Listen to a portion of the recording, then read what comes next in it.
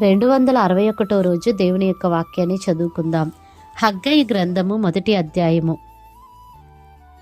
రాజైన దర్యావేషు ఏలుబడియందు 2వ సంవత్సరము 6వ నెల 1వ దినమున ప్రవక్తయగు హగ్గయి ద్వారా యూదాదేశము మీద అధికారియు షయల్తీయేలు కుమారుడునైన జెరుబ్బాబేలునకు ప్రధాన యాజకుడును యెహోజాదాకు కుమారుడునైన యెహోషువకును యెహోవా వాక్కు ప్రత్యక్షమై ఈలాగు సెలవిచ్చెను. సైన్యములకు అధిపతియగు యెహోవా ఆజ్ఞ ఇచ్చినదేమనగా, సమయమింకా రాలేదు, యెహోవా మందిరమును కట్టించుటకు సమయమింకా రాలేదని ఈ జనులు చెప్పుచున్నారే. అందుకు యెహోవా వాక్కు ప్రత్యక్షమై ప్రవక్తయగు హగ్గయి ద్వారా సెలవిచ్చినదేమనగా, ఈ మందిరము పాడైయుండగా మీరు సరంబి వేసిన ఇండ్లలో నివసించుటకు ఇది సమయమా? కాబట్టి సైన్యములకు అధిపతియగు యెహోవా సెలవిచ్చినదేమనగా, మీ ప్రవర్తనను గూర్చి ఆలోచించుకొనుడి. మీరు విస్తారముగా విత్తినను మీకు కొంచెమే పండెను. మీరు భోజనము చేయుచున్నను ఆకలి తీరకయున్నది, పానము చేయుచున్నను దాహము తీరకయున్నది, బట్టలు కప్పుకొనుచున్నను చలి ఆగకున్నది. పనివారు కష్టము చేసి జీతము సంపాదించుకొనినను జీతము చినిగిపోయిన సంచిలో వేసినట్టుగా ఉన్నది. కాగా సైన్యములకు అధిపతియగు యెహోవా సెలవిచ్చినదేమనగా, మీ ప్రవర్తనను గూర్చి ఆలోచించుకొనుడి. పర్వతములెక్కి మ్రాను తీసుకొని వచ్చి మీరు ఈ మందిరమును కట్టించిన ఎడల దానియందు నేను సంతోషించి నన్ను ఘనపరుచుకొందునని యెహోవా సెలవిచ్చుచున్నాడు. విస్తారముగా కావలెనని మీరు ఎదురుచూచితిరి గాని కొంచెముగా పండెను. మీరు దానిని ఇంటికి తేగా నేను దానిని చెదరగొట్టితిని. ఎందుచేతనని యెహోవా అడుగుచున్నాడు. నా మందిరము పాడైయుండగా మీరందరూ మీ మీ ఇండ్లు కట్టుకొనుటకు త్వరపడుట చేతనే గదా. కాబట్టి మిమ్మును బట్టి ఆకాశపు మంచు కురవకయున్నది, భూమి పండకయున్నది.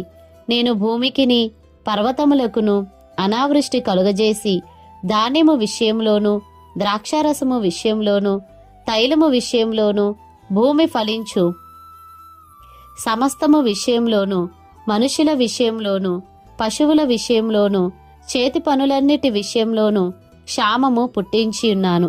షయల్తీయేలు కుమారుడైన జెరుబ్బాబేలును యెహోజాదాకు కుమారుడును ప్రధాన యాజకుడునగు యెహోషువయు శేషించిన జనులందరూ తమ దేవుడైన యెహోవా మాటలు ఆలకించి తమ దేవుడైన యెహోవా ప్రవక్తయైన హగ్గయిని పంపించి తెలియజేసిన వార్త విని యెహోవా యందు భయభక్తులు పూనిరి.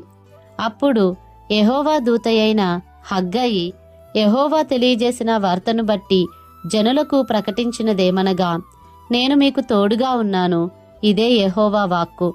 యెహోవా యూదాదేశపు అధికారియగు షయల్తీయేలు కుమారుడైన జెరుబ్బాబేలు యొక్క మనస్సును ప్రధాన యాజకుడగు యెహోజాదాకు కుమారుడైన యెహోషువ మనస్సును శేషించిన జనులందరి మనస్సును ప్రేరేపింపగా వారు కూడి వచ్చి రాజైన దర్యావేషు యొక్క ఏలుబడి యందు 2వ సంవత్సరము 6వ నెల 24వ దినమున సైన్యములకు అధిపతియగు తమ దేవుని మందిరపు పనిచేయ మొదలుపెట్టిరి. హగ్గయి గ్రంథము 2వ అధ్యాయము.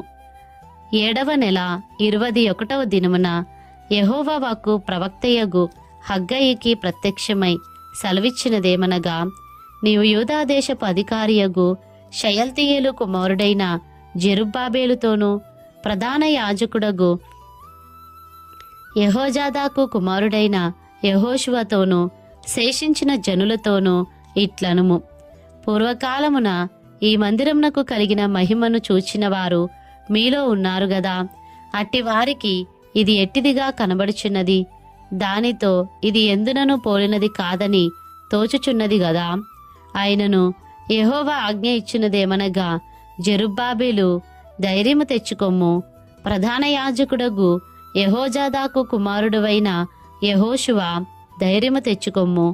దేశంలోనున్న సమస్త జనులారా ధైర్యము తెచ్చుకొని పని జరిగించుడి. నేను మీకు తోడుగా ఉన్నాను, ఇదే సైన్యములకు అధిపతియగు యెహోవా వాక్కు. మీరు ఐగుప్తు దేశంలో నుండి వచ్చినప్పుడు నేను మీతో చేసిన నిబంధన జ్ఞాపకము చేసుకొనుడి. నా ఆత్మ మీ మధ్య ఉన్నది గనుక భయపడుకుడి.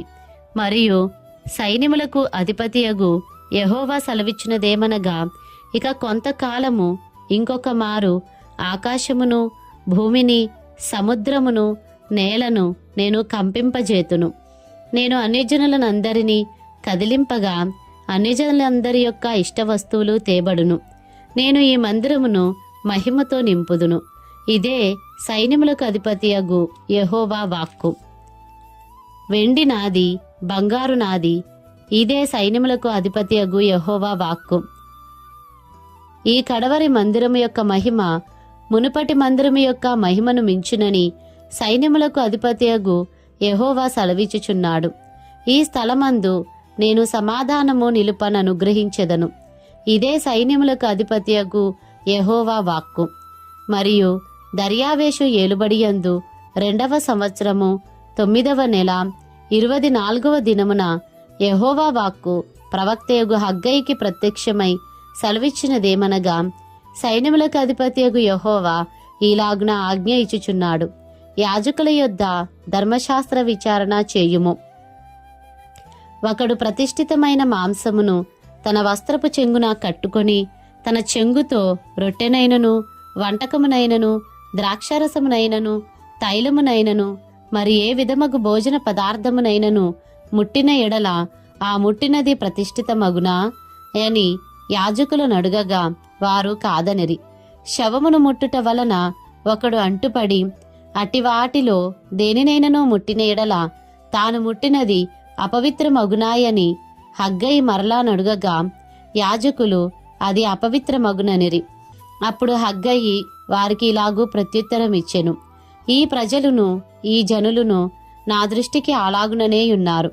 వారు చేయు క్రియలన్నీయు వారచ్చట అర్పించినవన్నీయు నా దృష్టికి అపవిత్రములు. ఇదే యెహోవా వాక్కు. ఈ రాతి మీద రాయి ఉంచి యెహోవా మందిరము కట్టనారంభించినది మొదలుకొని ఆ వెనుక మీకు సంభవించిన దానిని ఆలోచన చేసుకొనుడి. నాట నుండి ఒకడు 20 కుప్పల కంకులు వేయగా 10 కుప్పలంత ధాన్యమే తేలుచున్నది. తీసుకొనవలనని 80 కొలల తొట్టి యొద్దకు ఒకడు రాగా 20 కొలలు మాత్రమే దొరుకును. తెగులుతోనూ కాటుకతోనూ వడగండ్లతోనూ మీ కష్టార్జితమంతటిని నేను నాశనము చేసి ఉన్నాను. అయినను మీలో ఒకడును తిరిగి నా యొద్దకు రాలేదు. ఇదే యెహోవా వాక్కు. మీరు ఆలోచించుకొనుడి. ఇంతకు ముందుగా 9వ నెల 24వ దినము నుండి, అనగా యెహోవా మందిరపు పునాది వేసిన నాట నుండి మీకు సంభవించిన దానిని ఆలోచించుకొనుడి. కొట్లలో ధాన్యమున్నదా? ద్రాక్ష చెట్లైనను, అంజూరపు చెట్లైనను, దానిమ్మ చెట్లైనను, ఒలీవ చెట్లైనను ఫలించకపోయెను గదా. అయితే ఇది మొదలుకొని నేను మిమ్మును ఆశీర్వదించెదను. మరియు ఆ నెల 24వ దినమున యెహోవా వాక్కు హగ్గయికి మరలా ప్రత్యక్షమై సెలవిచ్చినదేమనగా, యూదాదేశపు అధికారియగు జెరుబ్బాబేలుతో ఇట్లనుము, ఆకాశమును భూమిని నేను కంపింపజేయుచున్నాను. రాజ్యముల సింహాసనములను నేను క్రింద పడవేతును. అన్యజనుల రాజ్యములకు కలిగిన బలమును నాశనము చేతును. రథములను వాటిని ఎక్కిన వారిని క్రింద పడవేతును. గుర్రములును రౌతులును ఒకరి ఖడ్గము చేత ఒకరు కూలుదురు.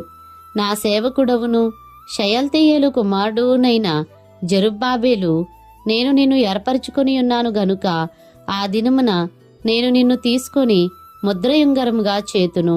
ఇదే సైన్యములకు అధిపతియగు యెహోవా వాక్కు.